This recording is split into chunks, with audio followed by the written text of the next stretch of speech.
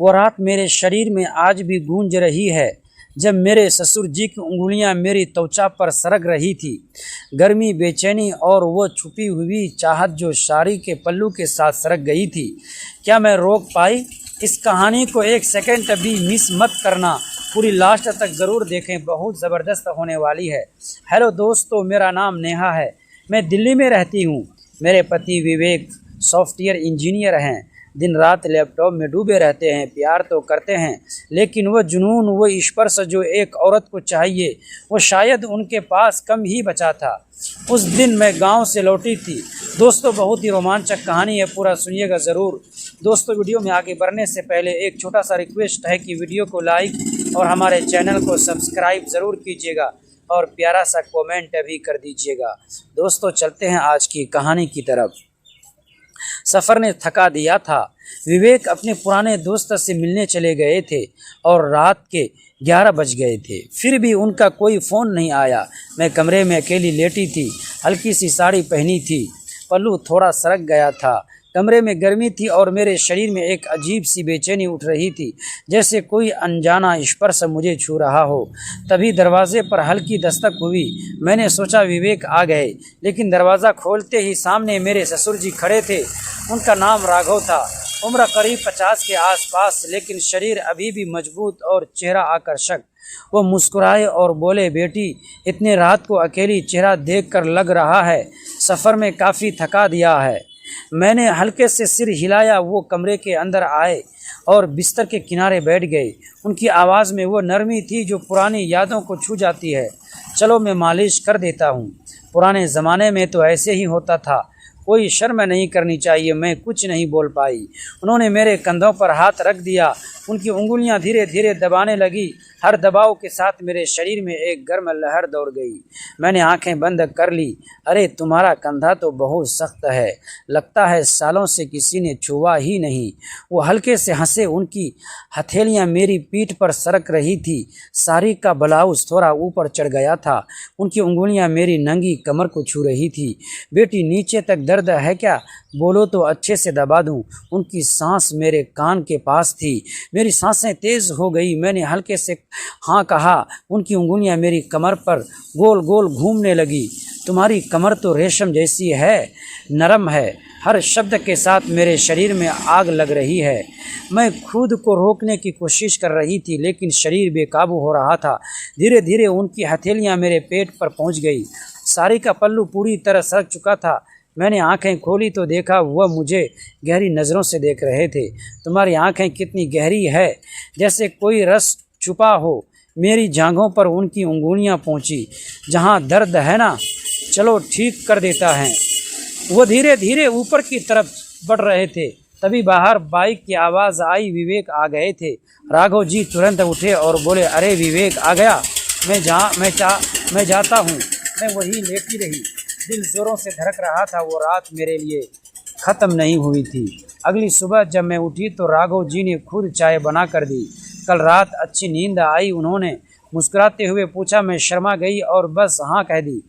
वह बोले, अगर फिर दर्द हो तो बुला लेना। कुछ दिन से मेरे मन में एक सवाल घूमने लगा, क्या वह जानते हैं कि मेरी बेचैनी सिर्फ थकान की कमी थी? क्या वह भी कुछ महसूस कर रहे थे? दिन बीतते गए। हर शाम जब विवेक ऑफिस से लौटते मैं सोचती, क्या आज रात फिर वह आएंगे? क्या उनकी उंगलियां मेरी त्वचा पर फिर सरकेगी? मैं खुद से कहती रहा, नेहा ये गलत है, वे तुम्हारे ससुर हैं। लेकिन जब वह घर में होते और उनकी नज़रें मुझ पर टिक जाती तो मेरी सांसें थम जाती। एक शाम मैं किचन में खाना बना रही थी। साड़ी का पल्लू कंधे से सरक रहा था। राघव जी पीछे से आए और बोले, बेटी, आज फिर थक गई लगती हो। उनकी आंखों में वही गर्माहट थी। उन्होंने मेरे कंधों पर हाथ रख दिया। इस बार दबाव और भी धीमी और गहरा था। तुम्हारी त्वचा कितनी मुलायम है, जैसे कोई फूल। उनकी उंगलियां मेरी गर्दन पर सरकी, फिर बालों में उलझ गई। उनकी सांस मेरी गर्दन पर पड़ रही थी। मैंने आंखें बंद कर ली। शरीर में एक अनजानी लहर उठ रही थी। उस शाम किचन में राघव जी की उंगलियां का स्पर्श मेरे शरीर को पूरी तरह खिला गया। उनकी सांस मेरी गर्दन पर गर्म हवा की तरह पड़ रही थी। मैंने खुद को संभालने की बहुत कोशिश की, लेकिन मेरी सांसें हल्के से कांप रही थी। बेटी, तुम्हारी गर्दन भी बहुत तनाव में है, उन्होंने धीरे से कहा और अपनी उंगलियां मेरी गर्दन के पिछले हिस्से पर घुमाने लगे। हर घुमाव के साथ मेरे अंदर तक एक नई लहर उठ रही थी। मैं आंखें बंद कर रखी और महसूस कर रही थी उनकी हथेलियां मेरी बाहों पर सरक गई, ऊपर से नीचे, फिर नीचे से ऊपर, जैसे कोई नरम लहर बन रही हो। तुम्हारे बाल कितने सुंदर हैं, जैसे रेशम की लहरें। उनकी आवाज़ में वह मिठास थी जो मुझे और बेचैन कर रही थी। मैंने हल्के से कहा, बस इतना काफ़ी है, लेकिन मेरी आवाज़ में वह दम नहीं था। वह हल्के से हंसे और शर्मा क्यों रही हो? मैं तो बस तुम्हारी मदद कर रहा हूँ। आजकल की बहुएं इतना काम संभालती हैं, थकान तो लगती ही है। उनकी उंगलियां फिर मेरी कमर पर पहुंच गई। इस बार उन्होंने साड़ी के ब्लाउज के नीचे थोड़ा हाथ डाला। मेरी त्वचा पर उनकी गर्म हथेली का स्पर्श जैसे बिजली दौड़ गई।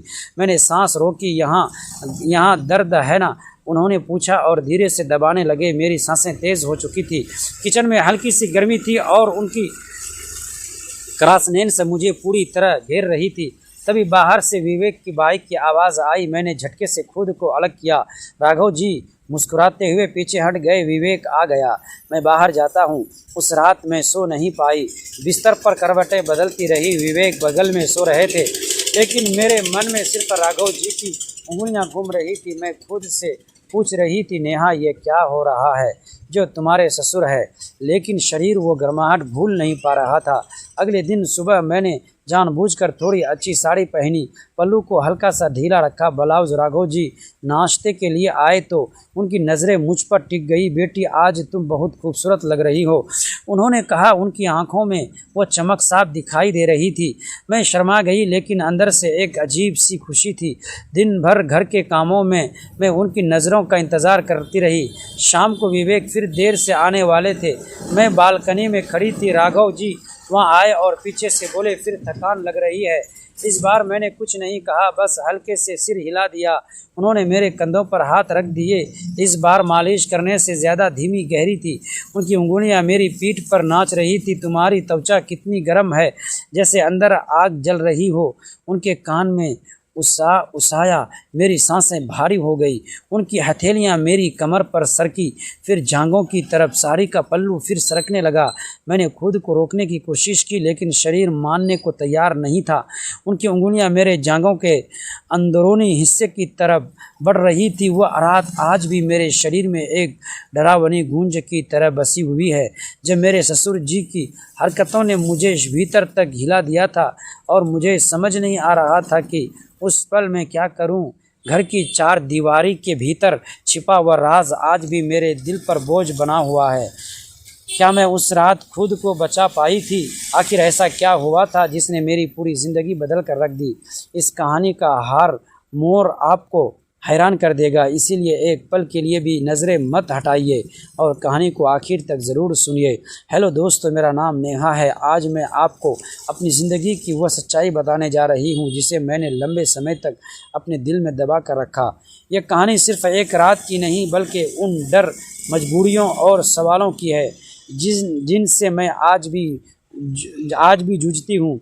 उस रात घर में सब कुछ सामान्य था, लेकिन मुझे बिल्कुल अंदाज़ा नहीं था कि कुछ ही देर बाद मेरे सामने एक ऐसी परिस्थिति आने वाली है जो मेरे भरोसे और रिश्तों की नींव तक हिला देती है। दोस्तों, अगली पार्ट देखने के लिए प्लीज़ हमारे चैनल को सब्सक्राइब